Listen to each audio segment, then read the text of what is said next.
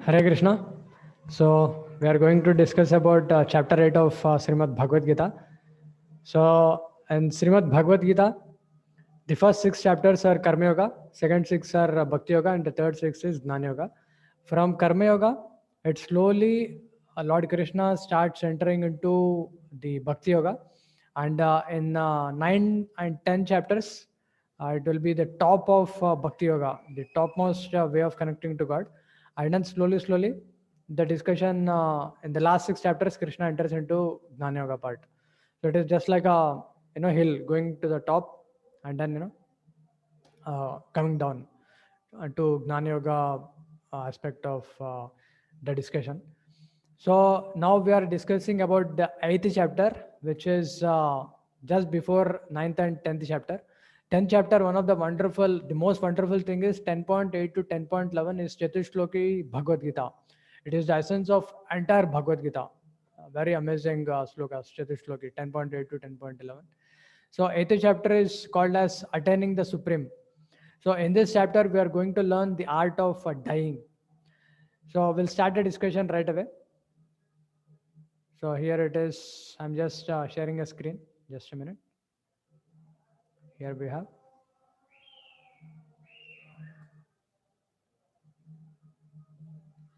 I hope you are able to see the screen.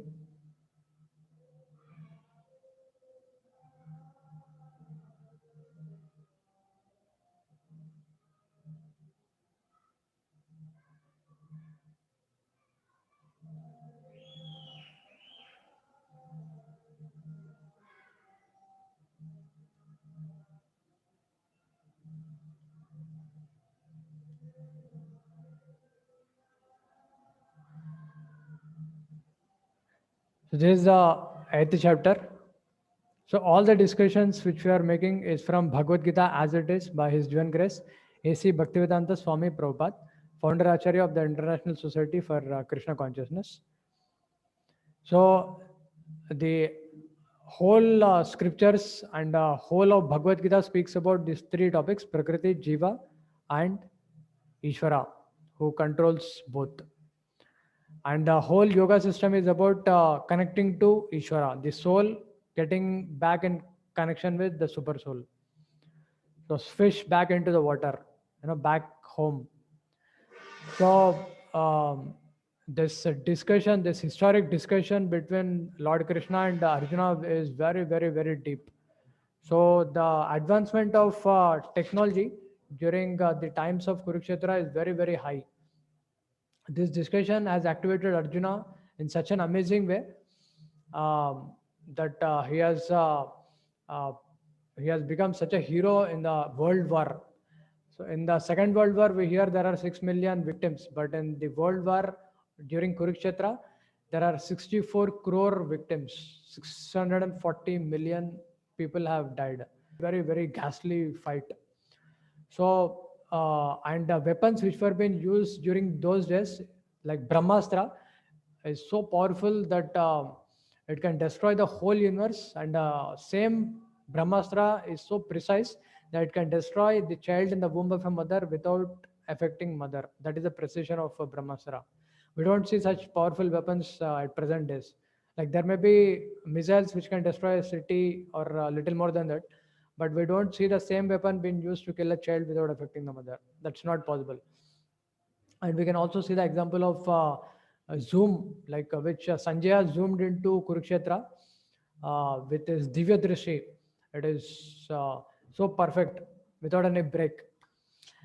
So, and we can see also that historic discussion which Krishna had with Arjuna, telling about the world beyond this world of matter, the world of spirit, spiritual world. So this concept has been copied in one of the very famous movie, like how there is one of the world and they log in into a different world and they enter into a different world and they use their mind and all that. So the point is the technology and advancement during the Vedic times is very, very, very high. So this discussion between Arjuna and Lord Krishna, Supreme Lord, is very historical discussion, and it all talks about the connection of Jiva back in touch with Ishvara to activate ourselves. So one of the very important thing to know before this eighth chapter is these three things: the gross body, which you already know, the subtle body, and the soul. Gross body is like the hardware, subtle body is like the software, and the soul is the user of both. So I'll just show you the discussion. Now we are going to get into. I'll just show you the screen.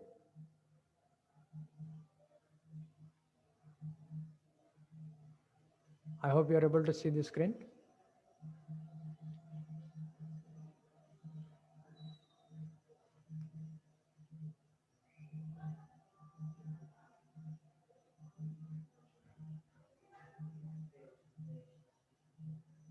So this eighth chapter is summarized by this four letters DEAD, dead. So D for doubts, E for end of life, A for attaining the supreme, and D for devotion. So the first four slokas talk about the doubts, D for doubts. So the seventh chapter ends with the sloka which Krishna says about Adi Daiva, Adi Bhuta, and Adi Atma. So when after hearing this particular sloka from Lord Krishna, Arjuna gets a doubt.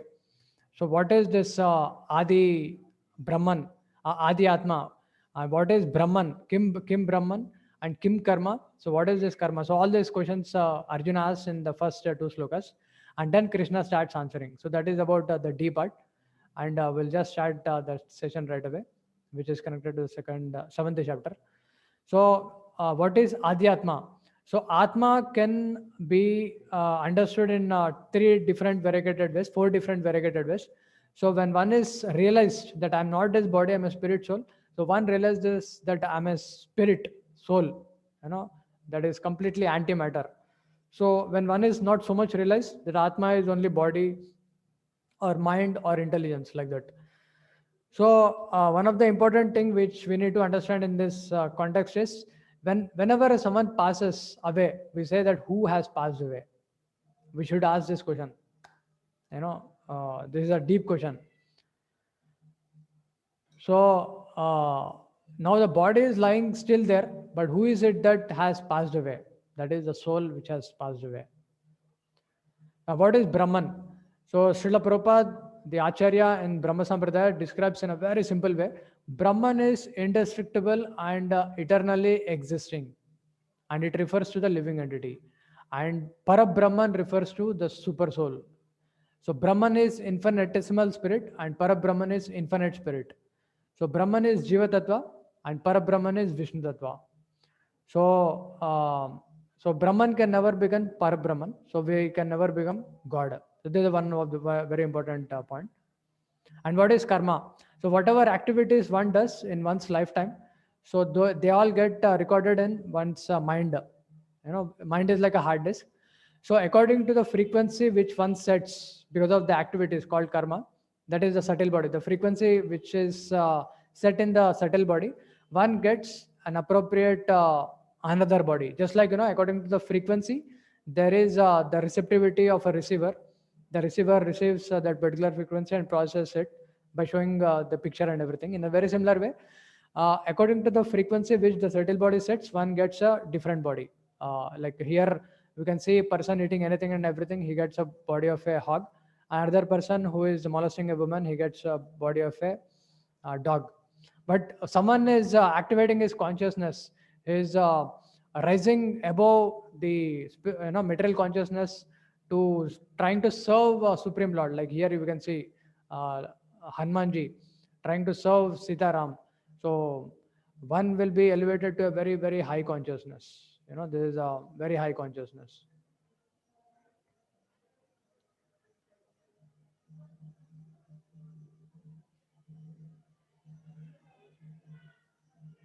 So there is a spiritual consciousness. So there is a science, whatever frequency the subtle body sets, so accordingly the box is given, box of receptivity is given. And what is Adi Bhuta? So ever-changing material manifestation. So just like this body has 6 changes: birth, growth, maintenance, uh, producing the byproducts, and dwindling, and then death. So, in a very similar way,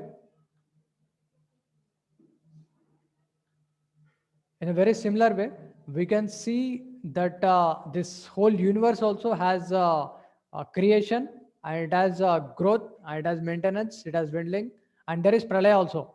Srishti is, there is creation, maintenance, and destruction. Sthiti and pralaya, that is destruction. It is there for the supreme body also, supreme body of the universe. So it shows that this universe is in control of some higher being. So what is Adi Daiva? So universal form of the Lord that includes all the demigods, like hands of the universal form. There are different demigods. So that is what is the answer for the question of what is Adi Daiva? Kim Adi Daiva? The gigantic form of the Lord is called as Adi Daiva, and it is contemplated by a neophyte who cannot approach the Supreme Lord in his manifestation as Super Soul. So these are 14 planetary systems that make the different parts of the Virat Rupa. So one who cannot approach super soul within the heart, so such a practitioner, he prefers to meditate on the form, Virat Rupa form of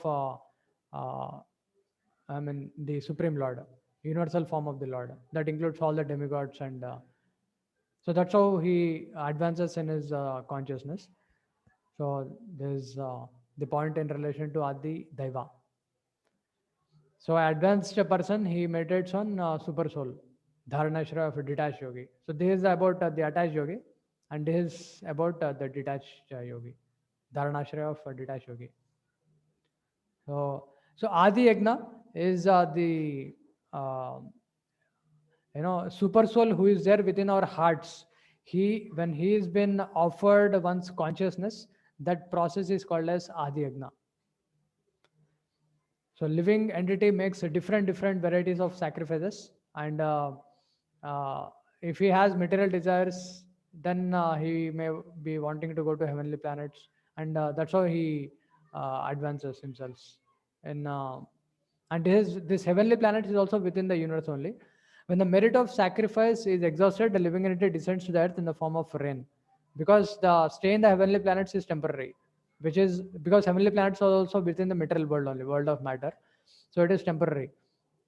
So what happens in this Adi Yagna process is the soul, he does yagna, and he'll go to the heavenly planets, and after going to heavenly planets, he may be there for some time, and at the end of heavenly planets, he becomes ahuti for the rains, parjanya, matlab for the clouds, and clouds will offer ahuti for the bhumi, and then after the rain falls onto the ground, the there is grains, and that same person who travels through this process of going to the heavenly planets, he goes into the rains, and through the rain he goes into the grains, and from grains he goes into the he becomes ahuti into the mouth of a man, and that man will take the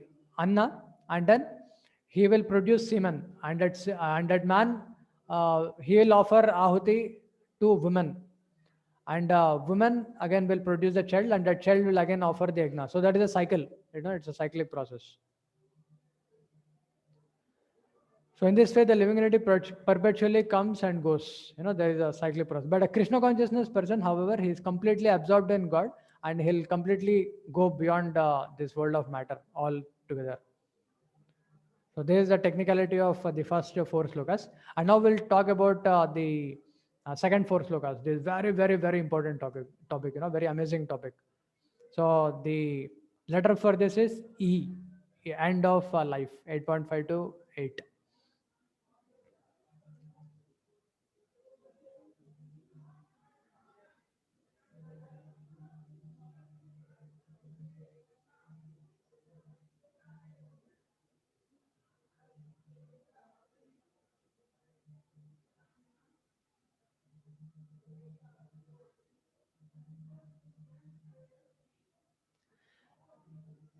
So actually, there is the process of birth, and there is a process of uh, like boyhood, and then youthhood, and then there is old age. And what about death? So what will happen at the time of death? So we know that there are different transitions we undergo within this lifetime, like as a boy, as a youth, as an old man.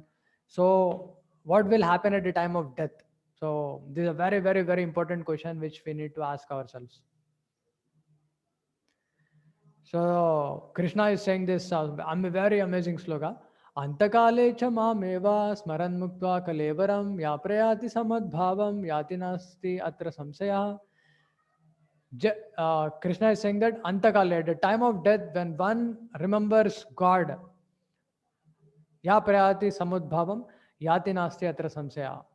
So then one will go to that world where one will never come back, and there is no samsaya of this, there is no doubt. This is a statement of God in Srimad Bhagavad Gita. So one who remembers Krishna at the time of death, he'll go back to Krishna forever. So he'll go back to the spiritual world, beyond this world of matter. So here is Ajamila. This is one of the very famous pastime from Srimad Bhagavatam.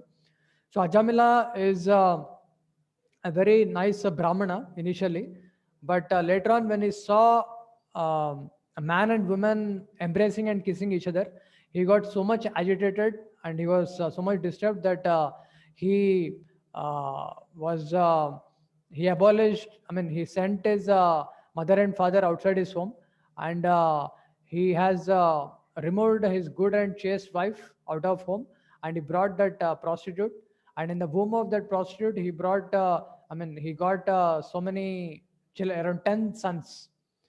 And that's why at the end of his life he is about to be taken to the Yamadutas, Emeraj, uh, to Yamaloka by this Yamadutas. These four dangerous person whom you are seeing are Yamadutas. So what happened is, at the time of death, he called the name of Narayana, Narayana, like that he desperately shouted. And the moment he did that, immediately the four amazing, beautiful personalities appeared, and they have saved him from the pangs of Yamadutas, and they said he is sinless. Now you cannot take him, because he uttered the holy name of the supreme personality of Godhead, Narayana. So that's why he was saved and he was taken back to the kingdom of Vaikuntha. And of course, there is a link to the next point. So how it happens is,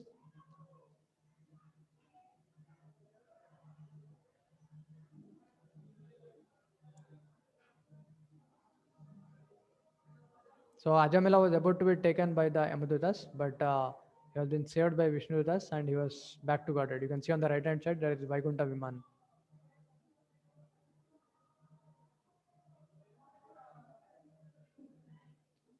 So here is Gajendra going back to Vaikuntha.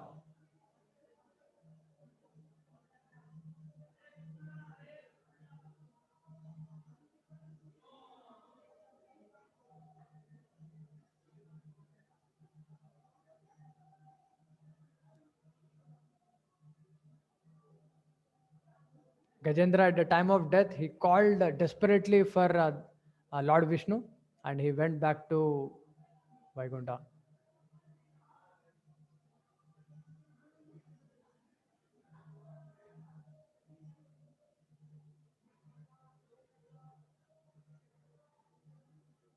So what happens in Vaikuntha?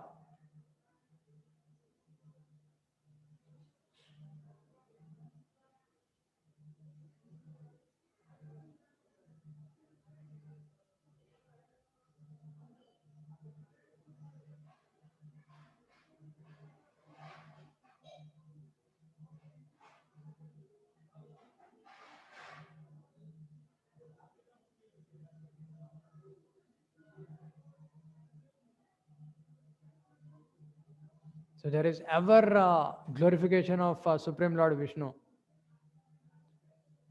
Kausalya, Supraja, Rama, Purva, Chandra, Pravartate. So there is always the continuous glorification of Supreme Lord.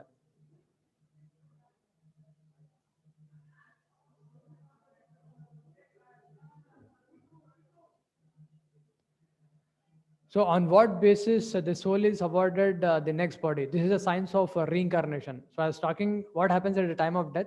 So there is a discussion. So the next sloka Krishna confirms this. Ajam yam vapi smaran bhavam tyajatyante kalevaram tam tame vaiti kaunteya sada tad bhava bhavitaha. So whatever state of being one remembers when he quits his body, O son of Kunti, that state he will attain without fail. So this is the statement of Supreme Lord. So whatever activities, karma one does and whatever desires one cultivates throughout his life, so that particular state he will be having at the time of death. So that is the frequency he sets, like I just discussed in the beginning of the discussion.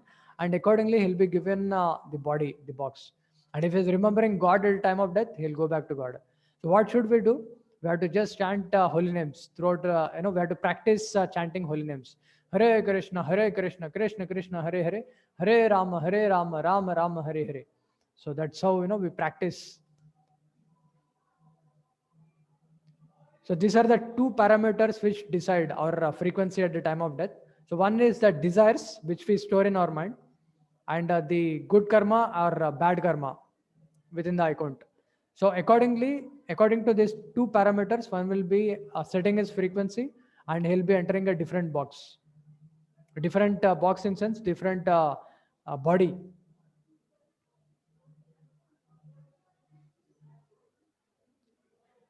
So death can come at any point of time in any way. We can see all together right now during coronavirus time, like any time death can come. Of course, here are different accidents, that were been picturized. So according to one's desires and activities, like if someone is lusty, one will be getting a body of a dog. Someone is lazy, he'll be getting a body of a polar bear, which can sleep for 6 months. And someone is envious, the snake. And someone wants to expose his body, he'll be getting a tree body. Someone wants to eat a lot of meat, he'll be getting the body of a tiger or a lion. So according to the frequency which one sets, one will be getting the body. So because if someone wants to use human body for sleeping for a long time, so then nature will say that if you want to sleep for a long time, then this particular body doesn't suit you so much, so you'll be given an appropriate body where there won't be any more disturbance or uh, any other obstacle for you, so you can use that body like polar bear body, and you can sleep to your heart's content.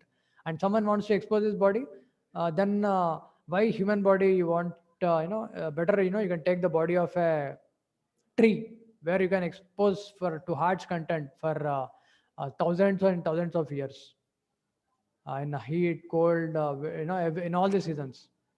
So like that. And someone wants to eat a lot of meat, so then this particular body doesn't suit you so much, because like meat, it generally, in order to digest a meat, the gastric the fire which is needed to digest the meat is very high. So in order to do that, one eats meat, and after that one drinks wine. So actually, in the body of a tiger, the gastric is 20 times more concentrated than the gastric juice in the belly of a human being. So that's how the tiger can digest it. So if one wants to do it in an artificial way by drinking wine and by such things, so then why human body? Why not take the appropriate body of a tiger? And you can pounce on a deer, and you can do that. If someone wants to sleep for a long time, then body of a one will be setting his desires and consciousness frequency accordingly, and he'll be given the body accordingly. So these are the aspects that happen at the time of death. So he is one of the very great personality, Bharat Maharaj, a very great king, and on his name only our country was called as Bharat. In fact, the whole, the a huge space of land was called as Bharat. It is called as Bharata Varsha. So Bharata remembered a deer at the time of death and became a deer. So there is a science. Even though he is a great devotee, because he was intensely remembering a deer at the time of death, he has set his frequency accordingly, and he got that particular body of a deer at the time of death. So Maharaj Bharata, although a great personality, thought of a deer at the end of his life. This is from Srila Prabhupada purport. And so in his next life, he was transferred into the body of a deer. Although as a deer, he remembered his past activities, he had to accept that animal body. Of course, one's thoughts during the course of one's life accumulate to influence one's thoughts at the moment of death. So this life creates one's next life. If in one's present life one lives in the mode of goodness and always thinks of Krishna, it is possible for one to remember Krishna at the end of one's life. That will help one be transferred to the transcendental nature of Krishna. So this is science, overall science, in conclusion. So the point is, hearing is very important, but practical application is the most important. So now you're all hearing about Bhagavad Gita, and how do you apply practically? By chanting the holy names: Hare Krishna, Krishna Krishna, Hare Hare, Hare Rama, Rama Rama, Hare Hare. So by that you activate your consciousness, and then when you do your activities with God in the center, then they are very perfect, like Arjuna did. So if one is transcendentally absorbed in Krishna's service, then his next body will be transcendental. It is spiritual. It is not material. So that's why the chanting of Hare Krishna, Krishna Krishna, Hare Hare, Hare Rama, Rama Rama, Hare Hare is the best process for successfully changing one's state of being at the end of one's life. It is a best process. Best process. To take off from this world of matter and to enter into world where there is this world which you are seeing. Everybody wants to serve. Nobody wants to boss over each other. Everybody wants to serve, and there is no birth, no death, no old age. There is eternal life. Punarapi jananam, punarapi maranam. There is no question of this aspects which is there in the world of matter.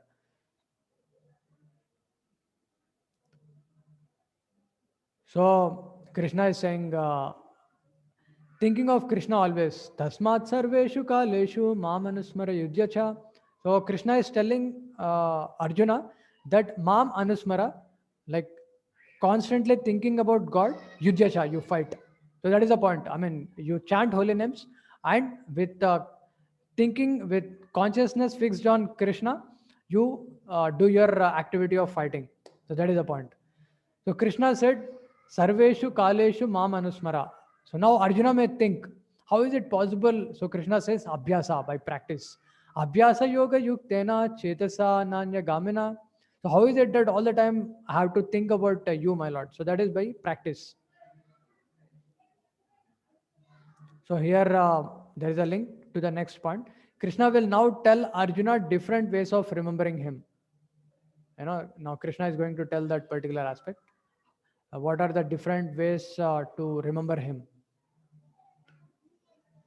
So Lord does not say that one should give up his prescribed duties or engagements. One can continue them and at the same time think of Krishna by chanting Hare Krishna. This will free one from material contamination and engage the mind and intelligence in Krishna. By chanting Krishna's names, one will be transferred to the supreme planet Krishna Loka without a doubt.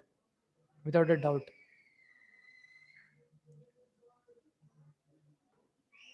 So now the third part of the discussion, attaining the supreme, 8.9 to 22. So these two discussions which we had, the D and D part is now complete. It is the first 8 shlokas. The science of, the different workings, within the universe, and the frequency at the time of death, and how one leaves the body, and what happens at the time of leaving this body. Where does one go and what will happen at that particular point of reach of spiritual world, and what are the different other possibilities, like if someone is thinking something else, so what happens. So that is the discussion which we had till 8 shlokas. Now we are entering into 9th shloka. So the ways of remembering Krishna, Kavim Puranam Manusasitaram अनोरणीयां सम अनुस्मरेद्यः सर्वस्य दातारमचिन्त्य रूपम आदित्य वर्णम तमसा परस्तात्. So now Krishna is going to discuss about the different ways. Now here is, you can see there is one yogi who is meditating on the super soul. So this discussion which we are going to discuss is bhakti mixed with having tinges of yoga. That's why it is called as Yoga Mishra Bhakti. So this particular process is called as Sat Chakra Yoga. So the sloka, which Krishna describes as Prayana Kale Manasa Chalayana Bhaktya Yukto Yoga Balena Chaiva Bruvor Madhye Pranam Aveshya Samyak Satam Param Purusham Mupaiti Divyam. So Arjuna didn't understand the method of fixing the prana in the Agna Chakra, the part of Sat Chakra Yoga practice. So Krishna will now explain the process of performing it and a goal achieved by it. So these are the seven chakras. So it starts with Muladhara chakra, and in between there is Nabhi chakra, the middle chakra, and the topmost chakra is Brahmarandra. People, they often discuss about thousand petal golden lotus, which discusses thousand different dimensions of spiritual realm, and beyond that, of course, there is the spiritual world. So the requirement for Satchakra Yoga is Aksharam. One has to meditate on O. So, and also one should know Vedas. He should be very good in knowing Vedas, and Vitaraga, matlab he should be free from attachment, and Brahmacharyam, he should be free from sex life. And what are the results of Satchakra Yoga? One will go back to the spiritual realm. So that is the destination. Sayati Paramam Gatim. So this is what happens. So what happens in Satchakra Yoga is, so one will have to practice this Yama, Niyama, Asana, Pranayama, Pratyahara. So by this different process, like one who's having a lot of passion, he will control and calm his mind and senses by these 5 different processes: Yam, Niyam, Asan, Pranayama, and Pratyahara. So after that, the real journey starts at Dharana, Dhyana, and then it goes into Samadhi. So why this first 5 things are given is because, like for example, Dhruv Maharaj was been given this particular prescription of Yoga Mishra Bhakti because the kings, they have a lot of passion. So in order to control their mind and senses, they'll be given this first 5 process, and then after that, when mind is completely pacified, then there is Dharana, Dhyana, and Samadhi. So for a bhakta, it is directly, because he doesn't have any of this passions and everything. He can, because his consciousness is directly fixed on Krishna, he directly chants names of Krishna. He directly gets absorbed in God. So Ananya Cheta Satatam Yomam Smarati Nityasah Tasyaham Sulabha Partha Nitya Yuktasya Yogina.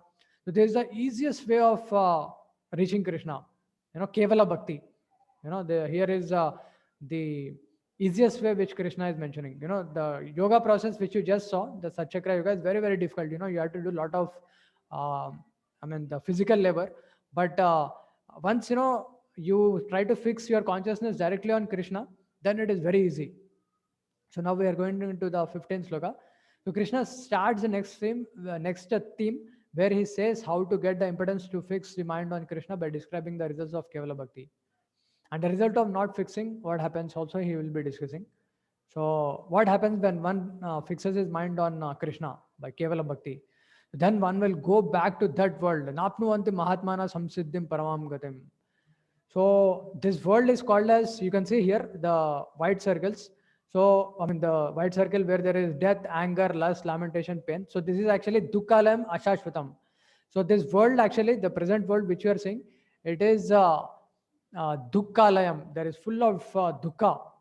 There is birth, death, old age, disease, and there is suffering from body and mind, suffering from other people, suffering from the atmosphere. There is so much of dukkha. And if you say there is some sukha, it is ashashvatam, it is temporary. So the result of practicing this Kevala Bhakti is one will take off from this world of matter, and you can see here the devotee, he is entering into the world of eternal bliss, eternal happiness. There is no break. It is not like Ashashvatam, like this world of matter. He'll be going into that world where the happiness is forever, and there is no question of dukkha. It is eternal happiness, eternal. So, Napnuvanti Mahatmanaha. So once one goes there, one will find such happiness that one will never ever come again back to this world of suffering. So now, having said that, what happens when one performs Kevala Bhakti, then Krishna also describes the other part also, other possibility also. So it's like a flowchart Krishna describes very amazingly. You can say this. So this is a result of remembering Krishna, like Dhruva Maharaj, along with his mother, going back to the spiritual world.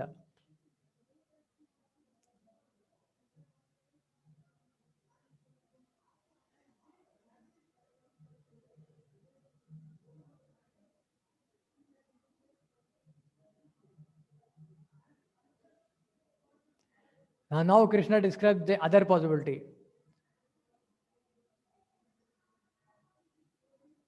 Brahmabhona loka punaravartino Arjuna mamupetya tu kaunteya punarjanma na vidyate. So Krishna is telling that right from the lowest planets, like on the left hand side you can see the hellish planets, to the topmost planets of Brahmaloka, wherever you go, like you go to Swargaloka, you go to Janaloka. I mean, if someone wants to become sannyasis, brahmacharis, one goes to Brahmaloka. They're practicing meditation and everything. So even though you go to the topmost planet, the lifetime is limited. It is temporary. It is all this dark area which you are seeing in the picture. The lifetime is temporary. But when one goes to the spiritual world, the life is permanent. There is no more death and impermanence. See, actually, the Brahmas one day it can be calculated as in this particular way. Like Kali Yuga, the Kali Yuga, the time duration is 4,32,000 years. If you take it as K, Dwapar Yuga is 2K, 3K, 4K, Treta Yuga and Satya Yuga, and this 4 together is called as Mahayuga, the 10K, that is 10 times Kali Yuga, which is 43,20,000 years. So the one day of Brahma is just like you have every day there are 12 hours, and 12 hours daytime and 12 hours nighttime. So one day of Brahma there is 14 Manus. Like just like we have hours, there is Manus, and every Manu, like just like you have hours are into there are 60 minutes, like that every Manu is equal to 71 Mahayugas, and some of them are also 72, few of them. So like this 14 Manus will total to 1000 Divya Yugas, this 1010 case. So the total of 1000 times 43,20,000 is 4.3 billion years. So this is 14 Manus, which is one day of Brahma. It's 4.32 billion years. And one lifetime is 311 trillion years. Very huge amount of time. So even Brahma has temporariness in his world. You can see on the left hand side there is Pralaya. At the end of the Brahma's lifetime there is Pralaya. And at the end of every day of Brahma there is Pralaya. The whole world is destroyed and again it is remade. And there is a process that happens. And at the end of Brahma's lifetime, there is a bigger pralaya, which Mahavishnu does. So this pralaya is done by Garbhodaksha Vishnu within the universe. And bigger pralaya at the end of Brahma's lifetime is done by Mahavishnu, who creates all the Brahmandas from his skin pores. So one will be rotating within this world itself when one doesn't choose to go back to Godhead. So one goes back into the body of Mahavishnu and again will come back in a different body, and he starts circling within this world itself. Punarapi jananam, punarapi maranam. The circle, he keeps on continuing. So, but our aim is to go back to that world where there is no more birth, no more death. So that is the spiritual world, Vaikuntha. So this eternal spiritual world is unmanifest and eternal. Avyaktoksara iti yukta stamahu paramam gatim yam prapya na nivartante tadhama paramam mama. So here Krishna is telling about his abode, his world. So uh, I'll just read the exact translation by the Acharyas from Srimad Bhagavad Gita. Yet there is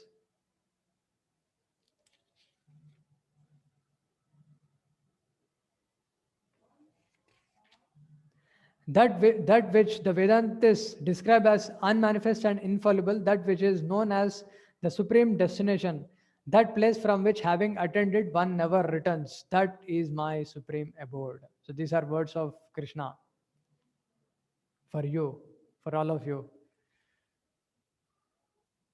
So there is a love of Krishna for all of us. So having described about his supreme abode, Krishna will now describe the process of attaining that abode. So this is called as Ananya. So Ananya matlab there is no Anya. Anya matlab other paths, but Ananya matlab there is no other path. So Purusha Sapara Partha Bhaktya Labhya Svananyaya Yasyanta Stani Bhutani Yena Sarvam Idam Tatam. So the translation of this, by the Acharyas. The Supreme Personality of Godhead, who is greater than all, is attainable by unalloyed devotion. Although he is present in his abode, he is all pervading and everything is situated within him. So this is the statement of the Supreme Lord.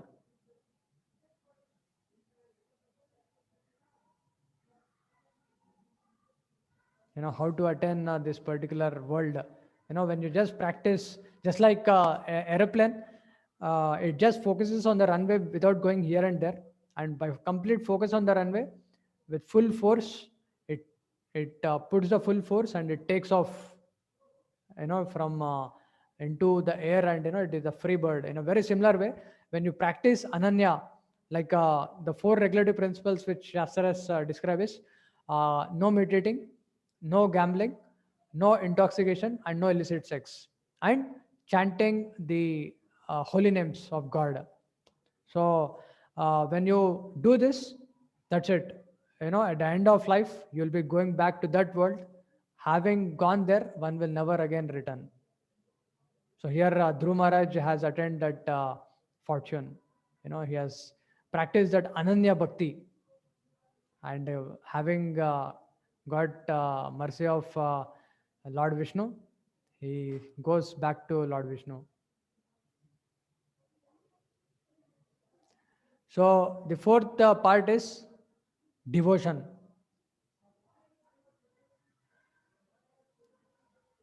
So here is a important point.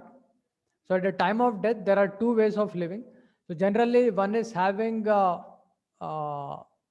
desires, want to remain in this world itself, like by doing different activities. That is not the path of darkness for the karmis. And if one wants to detach from this world, then it is Gnanis and Yogis, they go to Brahmajyoti. But these two are like two extremes. Like one is like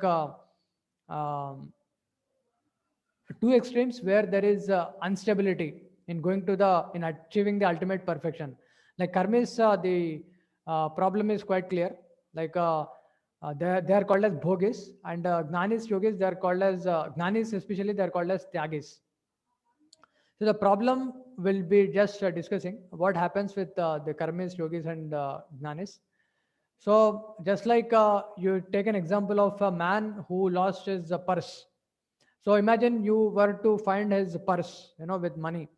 So then you'll see there is one person, who may take the purse and who will run away, and that is karmi. Another person who says that no, I don't want to touch this purse, I don't want to touch this money. That is like tyagi. One is bhogi and another is tyagi. But what a bhakta does is he takes the purse and he opens the ID card and he goes to the address and give to the person concerned, that particular purse. So that is the ideal platform. So in a very similar way, the entire creation, this whole world of matter, it is actually property of God. So a karmi, what he does is he wants to enjoy that property of God for himself. And the tyagi says that no, I just don't want to touch it. But what bhaktas do it, they use the matter but they use it in service of God. Like we devotees, when we get donations or we are using this laptop, which is a material, we don't say I don't want to touch it. What we do is we use it and we start glorifying Krishna. We will discuss about Krishna, Bhagavad Gita, and like someone gives donation to the temple, we offer flowers to Lord, we offer bhoga to Lord, and we build temple for Lord. So different activities, that can be done with. In relation to Lord. So because all this money, everything in this world, it all belongs to God. So we ultimately connected to the God. That is the ideal way of using that particular money. So that is the most intelligent way of, most advanced way of using the money.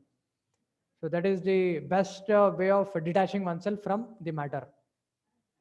So, so here it is. There are two ways. Like bhaktas and yogis and gnanis. The difference is yogis and gnanis, like whatever meditation they are doing, they whenever they get any bad thought, they become so watchful of their mind that immediately they become so, they try to be so much alert that they struggle and train with their whole spirit, their own spirit, and they do so much of labor. There is so much of labor involved in it, whether it is gnani or whether it is yogi. So because they are depending on their own self to control their mind, so they have so much of struggle. But for a bhakta, he completely depends on God. So because he depends on God, so God will handle all the, different temptations or deviations. So it becomes very easy. The process becomes very easy. The detachment is through attachment to personality. So it is very easy. And the Gnanis and Yogis, they reach a platform called Brahma Jyoti only. It is the effulgence of the spiritual world. Because somehow or the other, struggling and straining, they go, they take off themselves to till the point of this Brahma Jyoti, but again they come back. I mean, the description is given in Srimad Bhagavatam. Aruya Krichrena Param Padam Tata. How again, there is instability at the level of Brahma Jyoti. So just there is a space, within the space, the spaceship, someone may go to try to go to some other planet, but he cannot stay there for a long time. He will come back. So in a similar way, so when there is instability, one will come back. So, but bhakta, he just for example, one more example in relation to gnanis and yogis is like someone wants to go to America, United States. He'll be buying one. He has to get a visa. He has to get a passport. He has to get a visa. He has to buy a ticket, and he has to take care of so many other aspects. And then finally, he has to get into the plane, and he has to board the plane. I mean, boarding the plane, he goes to the America, and then again taxi, and finally he has to reach the place within the America. But bhakta, what he does is he's just like a small child. Imagine there are parents, who are to go to America. Bhakta is like a small child of the parents, and parents will take care of everything of the aspects for him to go to America. So in a very similar way, uh, the process of gnani and yogi is very troublesome. I mean, it takes one till this point of Brahmajyoti. And what happens in the process of gnanis and yogis, because they want to take complete control for themselves while practicing also, while after practicing also at the time of death. So for them, Krishna gives some conditions how they have to leave their body. So they have to leave their body in the daytime and in the waxing moon and during the Uttarayan and during Shukla Paksha of the year. So like this, when there are conditions, then they can go and then one can, uh, have the possibility of getting into the Brahman. But if one fails, the path of karmi, so then he uh, may leave a body if he leaves, the body in the night time and in Krishna Paksha and, in this particular conditions, he'll be again returning back to the earth. So he may go to the heavenly planets, but again he'll have to come back to earth because all his pious credits will get exhausted. So Arjuna may now think, how will I take care of all this? So Krishna says that you don't have to worry about all this. So we are just discussing that particular theme itself, so which Krishna confirms here very clearly. So for this yogi, gnani, and karmi, what are the three problems? Is for karmi he has a lot of greed. For a gnani he has a problem of lust, and for yogi he has a problem of anger. Like you can see Durvasa Muni, he becomes very angry. And for gnani, he says, I don't want to enjoy here, but what he wants to do, he wants to go into Brahman and he wants to enjoy there. Shanti, Shanti, Shanti. But Bhakta, he is beyond this mentalities. He just want to serve.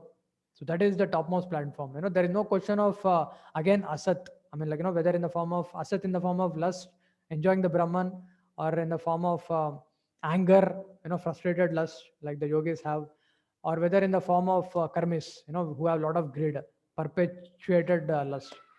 So beyond all these things, bhakti, instead of asat, he says asatoma sadgama, by looking up towards service, serving God. So that's why bhakta, it takes off. Naite sriti partha janan yogi muhyati kasyana tasmat sarveshu kaleshu yoga yukto bhavarjuna. So this is the topmost, I'll just read the purport of the translation of the Acharyas. Although the devotees know these two paths, so Arjuna, they are never bewildered. Therefore, be always fixed in devotion. So this is the word of Krishna. So now we are about to enter in the next chapter, next week, into a very, very, very amazing discussion between the very amazing discussion which Krishna is going to open up, the topmost part of Srimad Bhagavad Gita, the 9th and 10th chapter, which is middle of Bhagavad Gita. So before that, the last sloka, Krishna is saying, Vedeshu yagneshu tapassu chaiva daneshu yat punya phalam pradishtam atyeti tat sarvam idam viditva yogi param sthanam upaiti chadyam. A person who accepts the path of devotional service is not bereft of the results derived from studying the Vedas, performing sacrifices, undergoing austerities, giving charity, or pursuing philosophical and fruitive activities. Simply by performing devotional service, he attains all this, and at the end, he reaches the supreme eternal abode. So this is the word of the Supreme Lord Krishna, the bottom line of the 8th chapter. Krishna is saying that one who is a bhakta has covered Vedas, reading Vedas, performing yajnas, and doing dana, tapa, everything. So that is the speciality of bhakta. So bhaktas are full of happiness. You can see here devotees, they're all different playing of kartals and doing kirtans. Now we have a video for this. So this is the conclusion of today's chapter. So DEAD, doubts, end of life according to the frequency, and attaining the supreme, and the best way is by the devotion. Hare Krishna. Thank you so much.